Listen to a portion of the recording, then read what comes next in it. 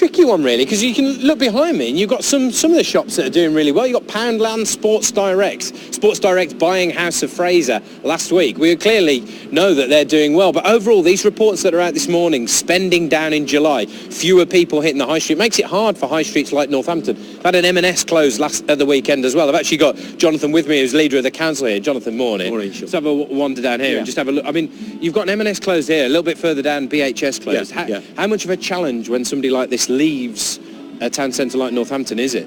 Oh, well, it's a massive challenge, of course, isn't it? But town centres are changing, aren't they? And I think what the people of Northampton are saying, and what people are saying all over the country, is they no longer come into town centres to shop in big shops.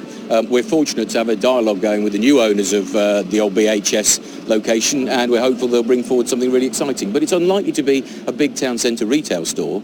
People want other things. There may be a bit of residential, a bit of sort of general leisure use, and so on. Just looking at this up here, and you've got a map like that where it shows all the other M&Ss. This is why they don't have it here. How much of a blow for people in Northampton is it when we've seen lots of people coming up and looking at this sign this morning? Only closed yesterday. Yes. It's been here 100 years. Yes, indeed. So it's a real shame. I think it's two things. One, it's in terms of what people come to town for, because traditionally they would come to M&S. Also, it is to some extent a badge of the high street to have an M&S, so it's a shame not to.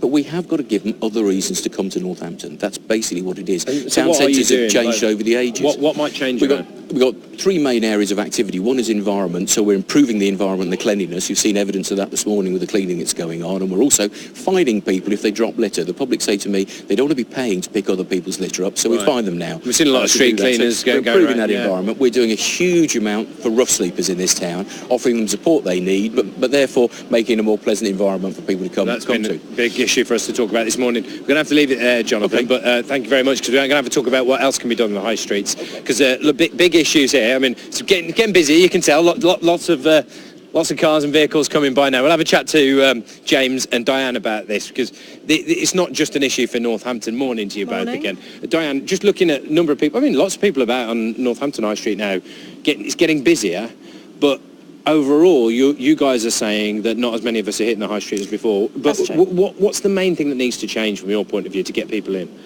There needs to be much more variety and much more experience around retail. What consumers are demanding now is experience. We can buy functionally on the internet, so if we want to buy conveniently and stuff day to day, we can do that in the comfort of our own home. When we go out to retail destinations, we want to enjoy it and we want to have fun and we want to experience things we don't get online. So that's all about creating experience, and retailers have got to work really hard at doing that. The same old, just selling stuff doesn't work anymore. No, and that's what we've heard a little bit from James. We've had, palaces of fun, cooking lessons at M&S. But if there's one thing, you look, high street like this would be familiar to lots of people, James. One thing, you look at innovation. What's the one thing you'd do?